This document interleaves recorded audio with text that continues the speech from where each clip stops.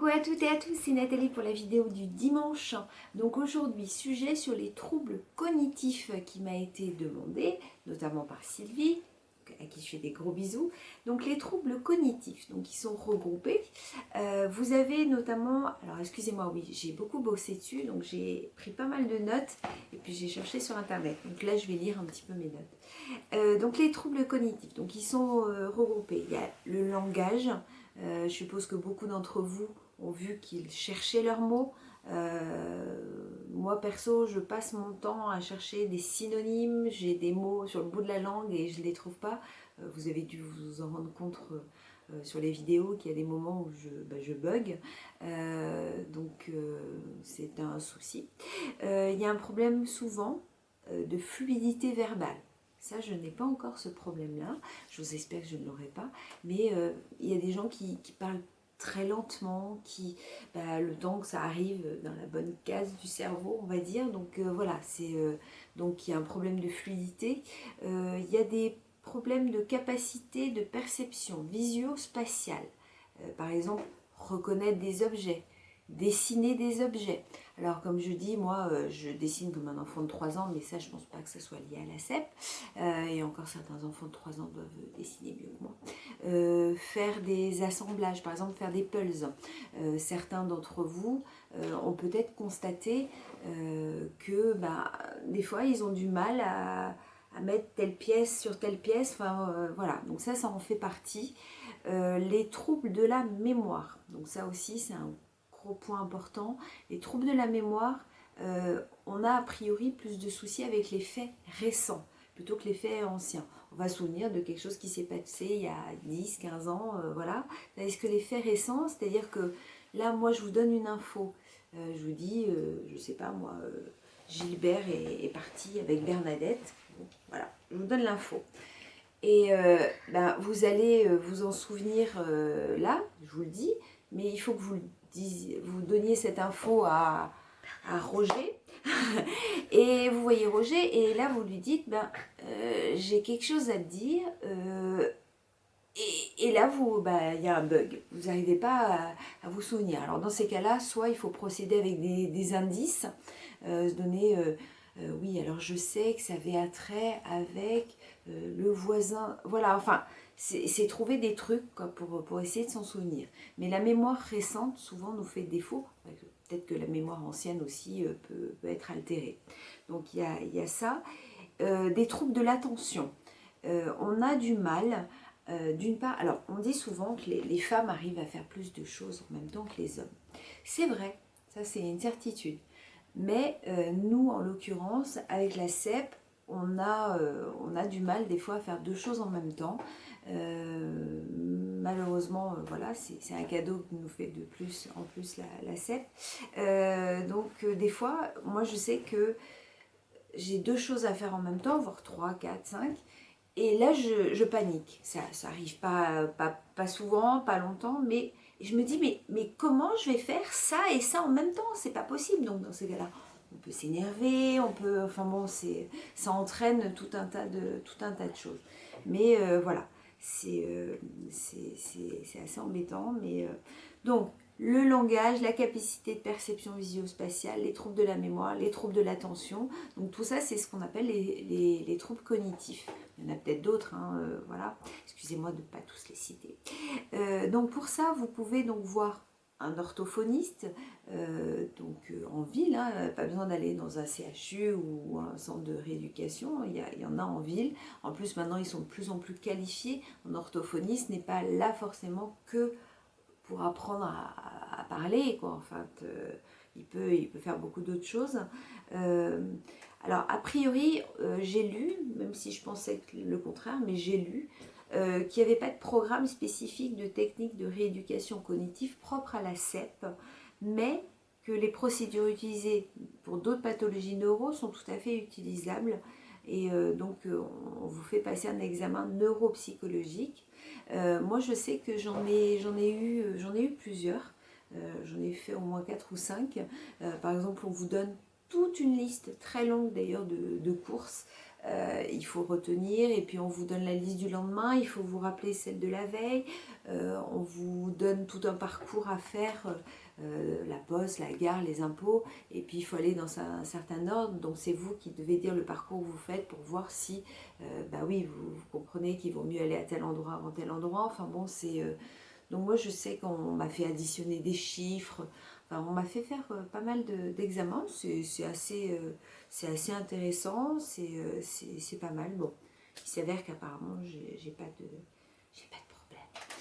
Bon, ça c'est... Alors donc j'ai trouvé, donc là c'était les notes que j'avais prises, j'ai noté un site intéressant. Bon, ça en gros c'est ce que je vous ai dit pour le fonctionnement de la mémoire, les troubles du langage, tout ça, donc je vous en ai parlé. Donc en fait on dit que la vitesse de traitement de l'information, donc la mémoire et la fluidité verbale demandent de la rapidité dans le traitement de l'information et le ralentissement des processus intellectuels et le principal trouble cognitif lié à la CEP. Voilà. Donc c'est un petit peu embêtant. On parle beaucoup de ce qui est l'apprentissage. Moi, c'est vrai que ouais, apprentissage difficile, voilà. Donc moi je suis allée jusqu'en licence. Demain, vous me diriez de reprendre mes études. Oui, youpi, je serais contente parce que j'aimerais bien aller plus loin, mais je sais que j'en suis totalement incapable. Incapable de me concentrer pendant X temps sur... Je me rends compte en fait que moi, j'arrive tout à fait, là pour les vidéos par exemple, je n'ai pas de soucis. Dans mon travail, comme je rencontre des gens, je suis toujours en train de parler et tout. Par contre, quand je suis, oui, en formation, parce que j'ai souvent des formations, là j'ai du mal à me concentrer parce que je suis inactive. Quand je suis active, il n'y a pas de souci, mais quand je suis dans un processus d'écoute d'une personne qui me donne des informations, écouter une personne voilà, de manière amicale, tout ça, j'ai pas de souci, mais qui me donne des informations qu'il faut que j'enregistre, oui, j'ai beaucoup de mal. Je sais qu'au sein de mon travail, je suis obligée, oui, de prendre beaucoup de notes. Alors que des fois, on me donne des infos et que j'en ai besoin pour la personne que je rencontre après, mais j'arrive plus à assimiler les choses comme je les assimilais avant. Donc c'est vrai que c'est embêtant et ça, il faut qu'on le travaille au maximum pour pas perdre. Mais c'est pas évident, quoi. Donc voilà, alors qu'est-ce que j'avais trouvé d'autre comme info pour vous donner? Ah oui, alors ça c'est super important. Moi, toujours, voilà, bah oui, je parle de moi, je suis touchée. Les fonctions cérébrales déterminent la personnalité, les émotions et l'intellect. Et c'est vrai que les émotions, ça j'en ai déjà parlé, elles sont démultipliées chez nous, c'est affolant. On est capable de pleurer pour un rien. Et ça c'est pareil, c'est vraiment le message que je veux vous faire passer, c'est que si vous ne trouvez pas vos mots, si vous n'arrivez pas à vous rappeler des choses, si vous ne faites pas plusieurs choses en même temps, si vous pleurez facilement, si vous riez aussi pour un rien, voilà, ça fait partie de la CEP. Donc vous n'êtes pas tout seul, quoi, en fait. Comment se développent les troubles cognitifs. Donc les lésions de la CEP ont été associées aux troubles cognitifs. Des études ont montré que les deux hémisphères cérébraux étaient à peu près également touchés. Par contre, voilà, droit et gauche, c'est pareil. Enfin, les lésions se situent dans ce qu'on appelle la substance blanche du cerveau, où la myéline se trouve en abondance. Elles sont fréquemment observées près des ventricules. Bon, je ne vais pas vous donner 15 000 infos parce que vous allez peut-être pas retenir, moi non plus d'ailleurs. Donc voilà. Et l'IRM, par contre, a démontré une relation évidente entre ces lésions et les troubles cognitifs. Ok. Donc voilà. Ouais. Alors, la recherche a montré qu'environ 54 à 65% les personnes atteintes par la CEP en plaques présentent des troubles cognitifs. Donc c'est quand même pas mal. Qu'il y a environ 40% des personnes touchées le sont légèrement, tandis que 5 à 10% présentent des troubles modérés ou graves. Ok. Les effets de ces troubles, ça vous vous le savez, hein, ils dépendent de l'adaptation de chacun à leur environnement. C'est pour ça que essayez de faire un maximum. Vous vous en rendez compte de toute façon quand vous avez un problème de langage, de fluidité, voilà. Donc il faut absolument, ou soit vous vous en rendez compte, ou soit on vous le signale. C'est pareil, si on vous le signale, c'est comme j'ai fait la vidéo sur la dépression, si on vous signale les choses, ne le prenez pas mal. Au contraire, essayez d'y pallier le plus possible en vous exerçant. Moi je sais que des fois, alors ça va paraître idiot, mais c'est comme ça, je parle toute seule. Je parle toute seule en faisant comme si je répondais à des questions sur tel ou tel sujet.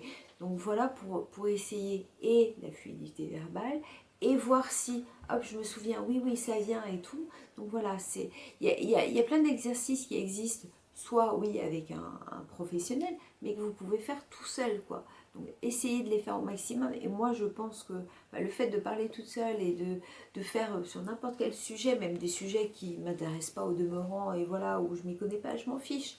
Voilà, j'essaye de parler de plein de choses et ça m'aide énormément.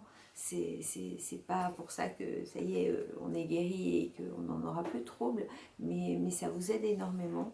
Voilà, donc les dépistages, donc une évaluation professionnelle peut être demandée si vous notez vous-même ou les personnes de votre entourage une aggravation de votre comportement dans votre vie de tous les jours. Donc voilà, les troubles de la mémoire, je vous en ai parlé. Vous manquez de jugement. Les actes et paroles ne sont ni clairs ni cohérents. Oui, ça peut aussi faire partie des troubles cognitifs. Vous cherchez vos mots, je vous en ai parlé, vous avez du mal à suivre et comprendre une conversation. Ça aussi, ça peut être important. Voilà, vous n'arrivez pas à... Vous êtes avec quelqu'un et vous assimilez pas tout. Votre processus de pensée a ralenti. Tout ou presque devient difficile à organiser dans votre tête et cela rend les activités plus difficiles, forcément. Le sens de l'organisation des projets, des activités quotidiennes est moins cohérent. Ok.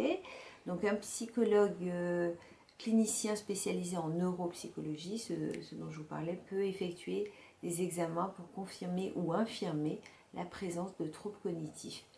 Donc c'est des examens qui durent environ 2 heures quand même. Donc c'est vrai que c'est assez fatigant. Moi je sais qu'à chaque fois que j'ai fait des examens, quand je suis sortie de là, j'étais vidée, parce qu'il faut vraiment se concentrer et c'est assez difficile. Alors, donc il peut être proposé dans le cadre d'une réhabilitation compensatrice cognitive, sur du mois, et prévoit plusieurs étapes, enfin bref. Des exercices de mémoire, de concentration, l'habilité spatiale sont aussi possibles. Cependant, ces séances de simulation ne favorisent pas les... Bon, bref. Enfin voilà. Tout ça pour vous dire que si vous constatez quoi que ce soit ou si on vous le signale, parlez-en à votre neuro. Si vous allez dans le centre de rééducation, bon, ça en général ils le font. Essayez de voir un orthophoniste, des ergots, enfin voilà. Donc le message, faites-vous suivre, vous n'êtes pas tout seul, c'est ça qui est super important. On est tous logés à la même enseigne malheureusement, voilà.